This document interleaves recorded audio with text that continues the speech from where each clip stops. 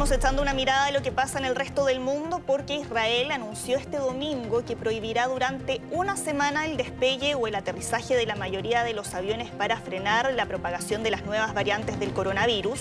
La medida entrará en vigor el martes 1 de febrero, según indicó un comunicado de la oficina del jefe de gobierno. Y los vuelos de carga y para controlar incendios, así como para un tratamiento médico, funerales o procedimientos legales, sí están autorizados. El epidemiólogo jefe de Estados Unidos, Anthony Fauci, señaló que tras los datos difundidos por el gobierno del Reino Unido se debe asumir que la variante británica puede causar más daño, incluida la muerte. Además, que la variación británica del virus está en al menos 20 estados del país y apuntó que las vacunas administradas por el laboratorio Moderna y Pfizer parecen seguir protegiendo contra la cepa mutante.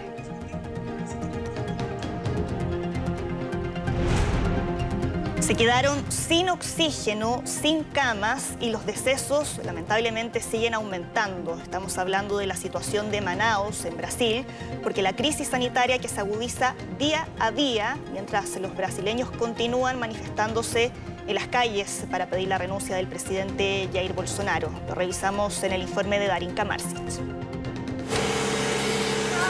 Es la pesadilla de muchos brasileños ante la incontrolable crisis del COVID-19 en el país.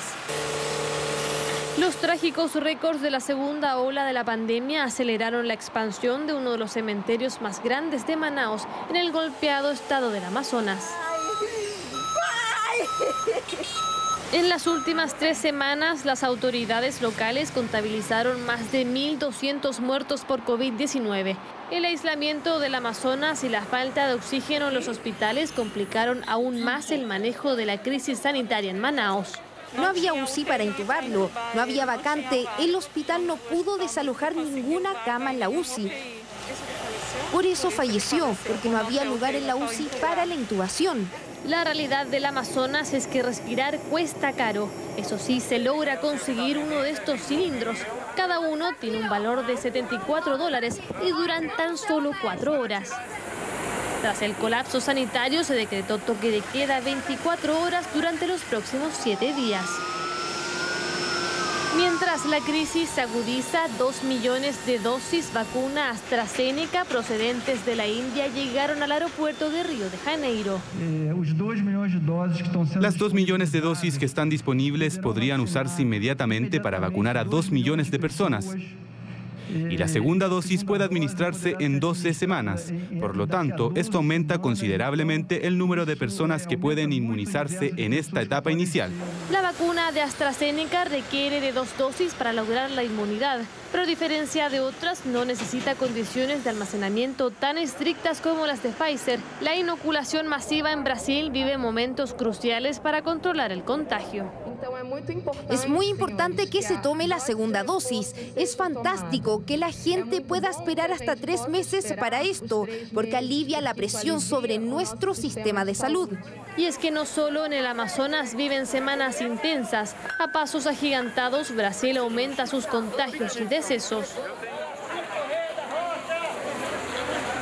El descontento social por el manejo de la pandemia por parte de Jair Bolsonaro sigue dando que hablar. Y es que la distribución de las vacunas, según los locatarios, ha sido lenta y poco equitativa. Algunas personas dijeron que yo estaba en contra de la vacuna. Yo estaba en contra de la vacuna sin pasar por la Agencia Reguladora de Salud de Brasil. Pasó por ahí. No tengo nada más que decir. Debo distribuir la vacuna. Lo que la gente quiere son vacunas para todos. La gente quiere apoyo de emergencia. La gente quiere que se retire a Bolsonaro. Nadie quiere soportar a ese monstruo. La otra gran problemática son las camas. Muchos hospitales están a su máxima capacidad. Camas que cada día se hacen más escasas cuando el personal de la salud ve llegar más y más contagiados de COVID-19. Estamos abriendo 756 nuevas camas de UCI en Sao Paulo.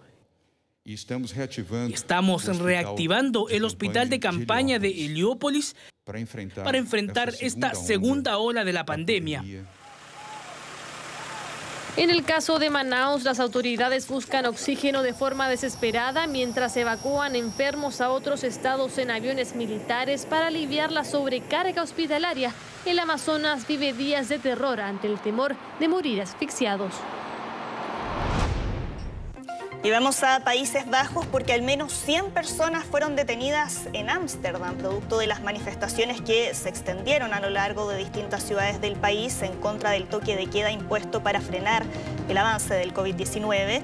Una medida que ha sido fuertemente criticada tanto por la ciudadanía como por parlamentarios de la oposición, ya que no se había impuesto toque de queda antes en ese país desde la Segunda Guerra Mundial. Durante la jornada de este domingo, como vemos, se registraron distintos enfrentamientos con la policía, también saqueos a lo largo de las distintas ciudades del país, lo que obligó al uso de gas lacrimógeno por parte de las fuerzas de orden. Y la organización internacional Human Rights Watch denunció a las autoridades de Rusia por la violencia policial, la brutalidad y las detenciones masivas tras el arresto de más de 3.500 personas que se manifestaron en contra del arresto del activista Alexei Navalny. Según la ONG, el gobierno de Putin optó por ignorar y pisotear los derechos humanos, reprimiendo la libertad de expresión durante las protestas pacíficas que se registraron durante este fin de semana. Y las autoridades holandesas confirmaron la detención de Tse Chi Lop, el presunto líder de una de las bandas asiáticas de narcotráfico más grandes del mundo. En un vuelo con dirección a Canadá, el hombre de 57 años y de nacionalidad canadiense mantenía una orden de detención internacional emitida por Australia, acusado de comercio de metanfetamina y heroína a gran escala. El también conocido como el Chapo Asiático ingresó el año 2019 a la lista internacional de la Interpol como uno de los delincuentes más buscados en el mundo. Se estima que el presunto líder del cartel de Sam Gore facturó más de 22.000 millones de dólares por la venta de drogas durante el año 2010.